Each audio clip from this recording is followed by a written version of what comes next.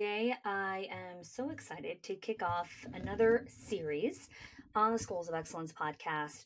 And this is another three-part series on the power of community. So it's all about really just nourishing the human spirit.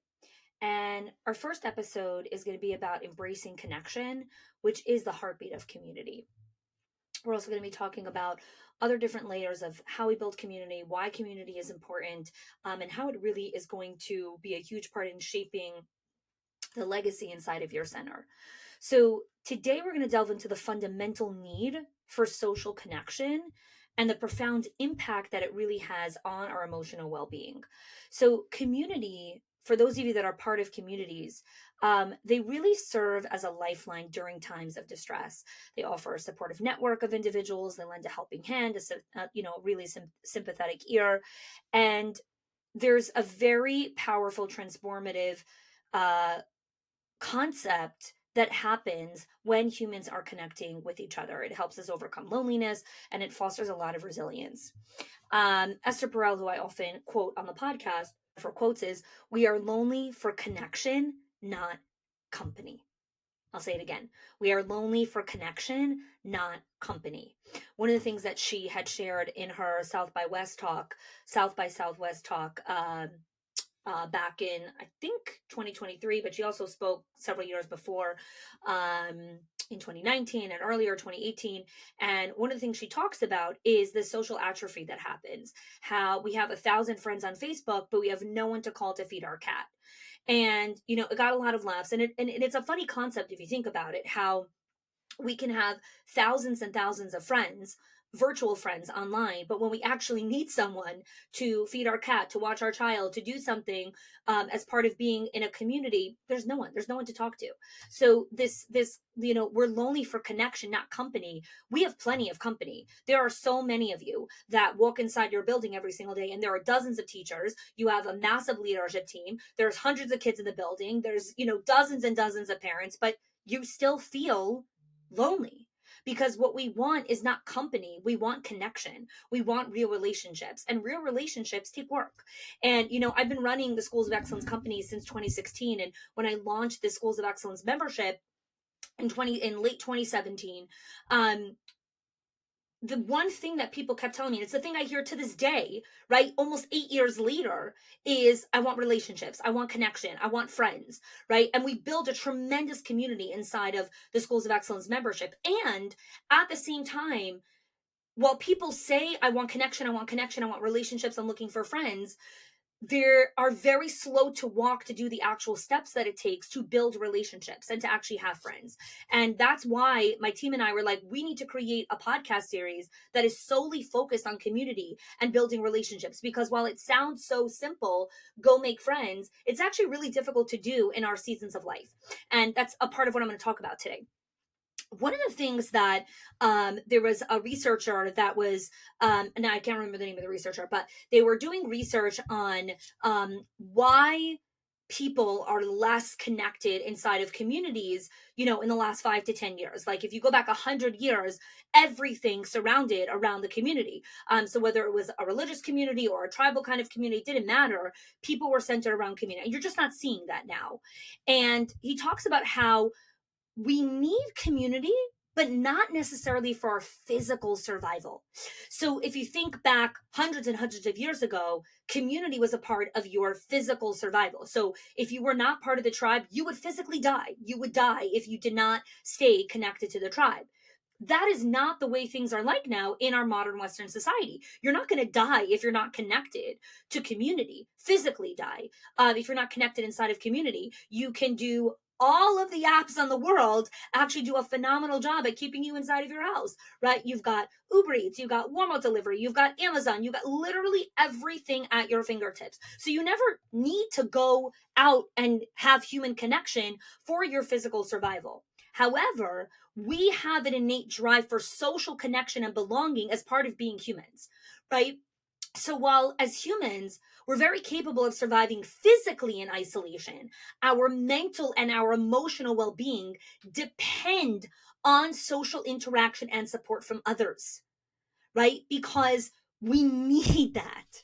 So today we're going to talk about like the benefits of community beyond the physical survival, because the world that we live in today is, yeah, community is not about the physical survival. So I'm going to highlight some of the key benefits of community, how you see the ripple effect of it, and then in the series of episodes that I'm going to be sharing with you over the next couple of weeks, we'll dive into some more practical components and how we actually see it and how to help your team and your leadership team, etc. So community, the first part that community offers is emotional support, right? A community offers support for individuals during times of emotional distress or difficulty, whether it's a shoulder to lean on, a listening ear, excuse me. The presence of others provides immense comfort and alleviates feelings of loneliness and isolation. That is the first thing that community does, is emotional support. So, one of the things that happened to us recently, for those of you that follow the podcast or follow me online, a couple of months ago, my husband lost his father. And one of the Jewish rituals after someone loses a parent is there's a 7-day mourning period, and it's called Shiva, which in Hebrew means seven. So it's 7 days of mourning. And during the 7 days of mourning, the mourner, the person who lost their parent, needs to stay inside the house at all times. They don't really go out for anything unless, they're going to their house to sleep or whatever it is, but they're not allowed to go to the store or go shopping or do anything. They're really in the house the whole time. And the friends and the community and the family members come to give emotional support to the mourner over the course of those 7 days. And there's so much that happens, and there's so much just psychological benefits of it, and emotional and spiritual, and there's so many different benefits. So the biggest component is the emotional support. When someone is walking through something as tragic as losing a parent, being held physically up by community who is emotionally supporting them during those first 7 days, which are the most traumatic and raw during that time, is tremendous. And I saw it in action. And while I've been to many Shiva houses before, witnessing it at this level and just the tremendous benefits that I saw it have on my husband and his siblings it was tremendous. Like, that emotional support was a huge lifeline to them. Another component of community is mental stimulation. Okay. When we interact with others, it stimulates our mind. It fosters intellectual growth and cognitive development. When you engage in conversation, debate, shared activities, it broadens your perspectives, it challenges your beliefs, it inspires new ideas. And this is something that we're going to dive into in the second part of this episode. We're really going to dive into this concept of engaging in conversation, debate, share activities, challenging beliefs. That's what we're going to talk about in part 2 of this episode, of this series. The other thing that community does, it creates a sense of belonging. Being part of a community provides individuals with a sense of belonging and identity. It helps cultivate a feeling of being valued, accepted, which is essential for building self-esteem and confidence, right? We want to talk about building confidence in our teachers. We want to talk about helping them build self-esteem, because we want them to do that for the children. Well, we have to understand how to build a culture of community and belonging inside of our cultures. So if you go back, we'll link that in the show notes here.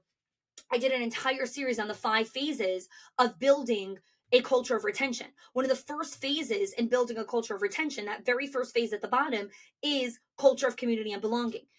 That is a critical part of just naturally building confidence and self-esteem inside of your staff. Another huge benefit of community is shared resources and skills. When communities come together, they pool resources and expertise together for individuals to access goods, services, knowledge, all of this kind of stuff, right? It fosters cooperation, mutual support, and really enriches the lives of community members, right? So I even think about, just our own community here in Coral Springs, where I live. So when someone, like, for example, when we needed a plumber, when we first moved here, there's a community chat, and we posted on there and said, can someone share a great plumber that they've used, right? And then typically what someone will do is they'll share the number of a plumber that's inside of our community, so that we could support our own and be inside of this community, right? And many times they'll also share, oh, I use this person, or if this person isn't available, this person is available. We're sharing and pooling resources to support one another, right? Think about the concept and this is you'll see this in New York. You have this in our community as well, but you'll see it in really, really big metropolitan communities, is when someone has a baby, It's called there's a name for the organization, and when someone has a baby inside of the community comes together and everyone signs up and makes breakfast and dinner for the parent, for the mom, breakfast for the mom, dinner for the whole family, for about 2 weeks or 3 weeks after they have a baby. So for the first 2 to 3 weeks, when they're like, oh my god, what just hit us, and they're walking back into the home with this new bundle of joy and blessing, the community supports the family during that season, right? It's almost this like expectation of like, I'm going to be able to lean onto community during this time. So shared resources and skills is a huge benefit inside of community. So what why do people isolate themselves from community, right? It doesn't take a rocket science to understand that there are so many benefits to community. And people come inside of our world and schools of excellence, inside of our membership, they want community, they feel the value of community. People go to conferences, they go to events, they join virtual experiences, and even with all of this understanding, there's still a tremendous amount of isolation inside of this industry. And so some of it is by choice and some of it is by circumstance. And I want to really unpack those things here, because I want you to be invited to take an observation of yourself and think, am I subconsciously, because of my circumstance, isolating myself from community? And some people, it's like a conscious choice of like, no, don't want to be a part of this. And some people, it's really circumstantial. And the vast majority of you that are listening, it's probably going to be circumstantial that you're not as engaged inside of community because of certain factors that are happening inside of your life right now. So without the support and influence of others, you become susceptible to negative thought patterns, to unhealthy behaviors, and poor decision making. I'm going to repeat that because this is so important to understand. When you isolate yourself from community, you immediately become susceptible to negative thought patterns, unhealthy behaviors, and poor decision making. Isolation exacerbates feelings of loneliness, depression, anxiety, and leads to a huge downward spiral in mental and emotional health. So one of the things that, our clients always tell us when, they talk to us about the benefits of being part of the Schools of Excellence community is they're always like, when I find myself hiding, all of a sudden one of you or your team members, either you or one of your team members ping me and like, hey, you're getting quiet. What's going on? Because I know that in that moment of isolation, this member is so much more susceptible to whatever negative thought patterns they already have. I know they are so much more susceptible to poor quality decision making and unhealthy behaviors. And so as the coach and the mentor and the guide, I want to make sure that we're pulling the person in before they go down that downward spiral. So there are a couple of things that lead us into isolation without realizing it. So I'll share a couple of these. Okay. Number one, geographical location. When you move to a new city, a new state, okay, or when you open a second location or a third location. This happens so often. So often I can almost like predict this already. When I get on the phones and when I get on calls and I talk to owners. So they have one location, all is going well. They have a great community with this with great relationship with these teachers and the community, etc. And they open up the second location and bam, everything changes. Geographical relocation disrupts existing social networks. So without familiar faces or support system in this new location, individuals find themselves isolated and disconnected from others.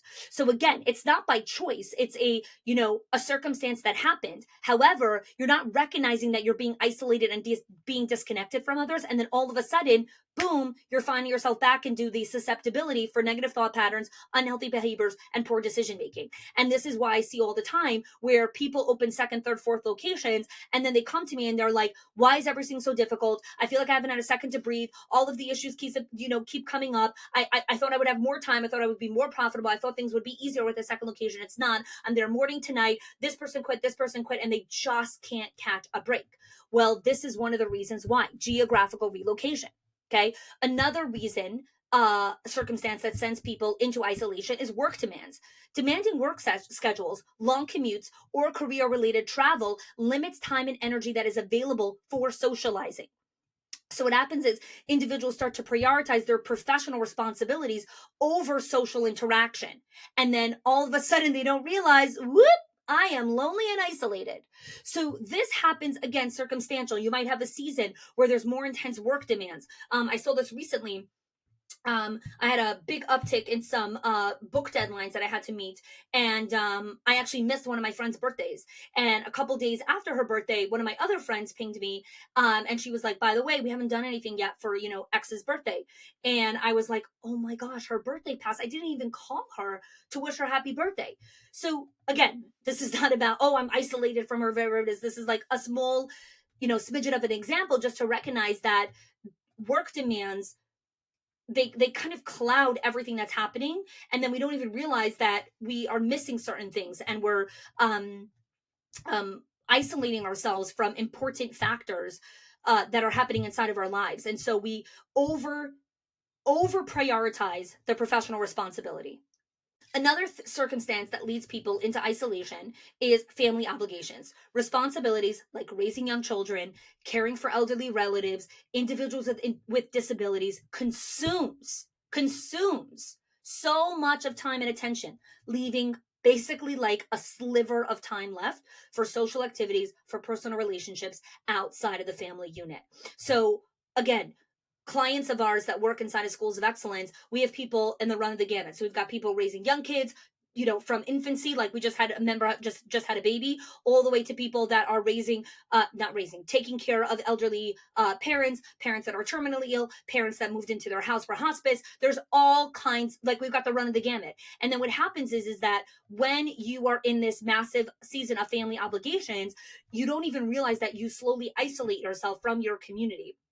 And again, it's not intentionally, it's just all the obligations are pouring at you. And this is why it is so critical to make sure that you're recognizing, 1 second, I have to actually go out and get some coffee with a friend. I need to go see other people. I need to go interact with other people. And in a world that is obsessed with ROI, with return on investment, with efficiency, with productivity, social interaction just doesn't make the cut.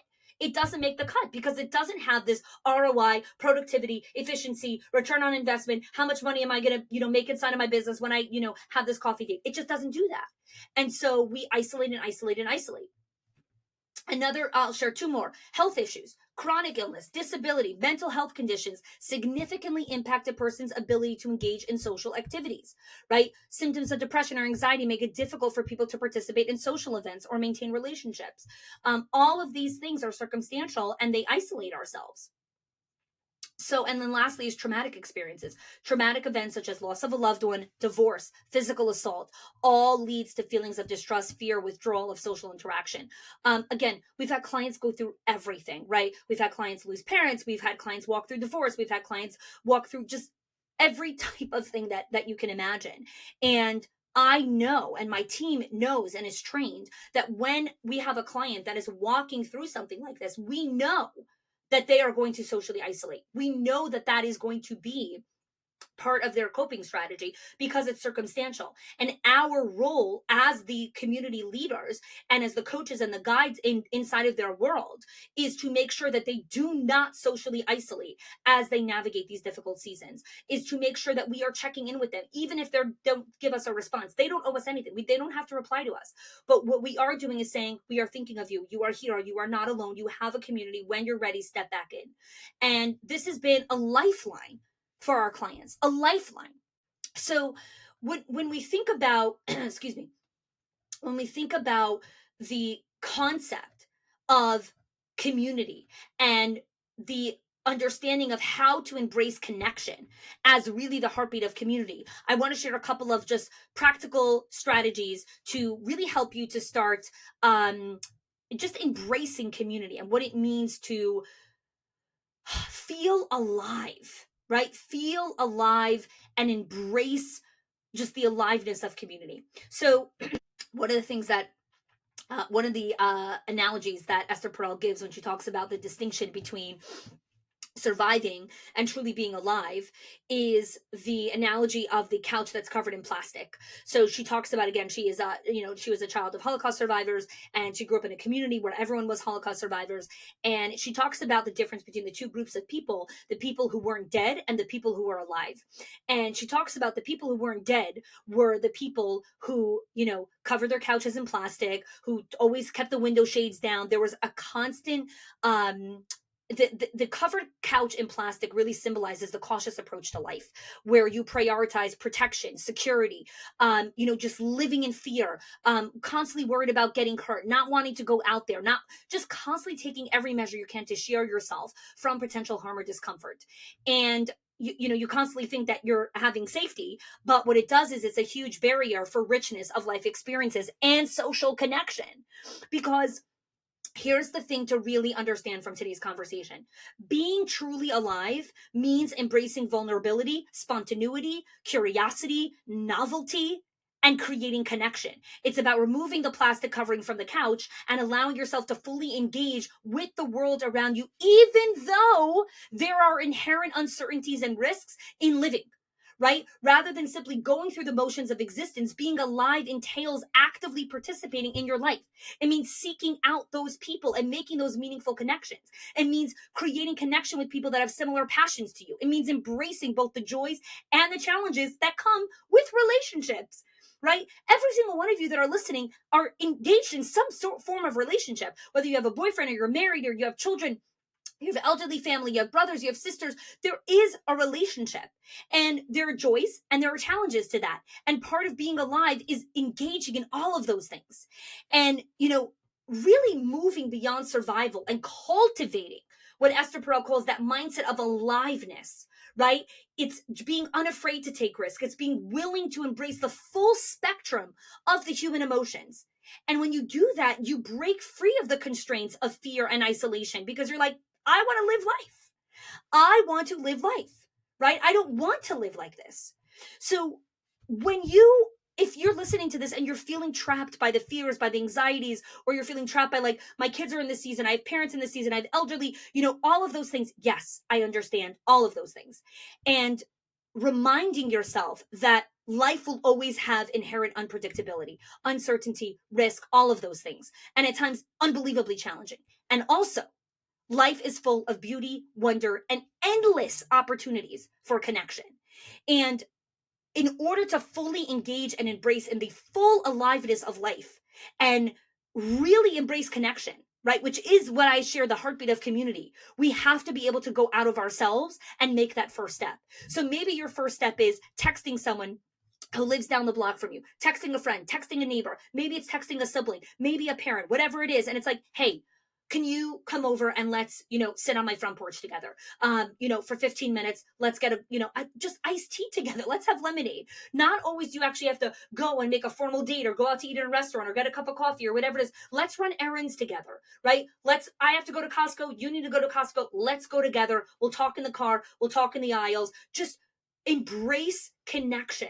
I know so many of you are listening to this and thinking, gosh, that would be such a nice thing to do one day. One day, when this happens or when this is done, when I don't have to do this anymore, when I don't have to do this anymore, then I'll go make friends. No, one day is today. Today is the one day, right? There's a great quote. It's one day is not a day of the week.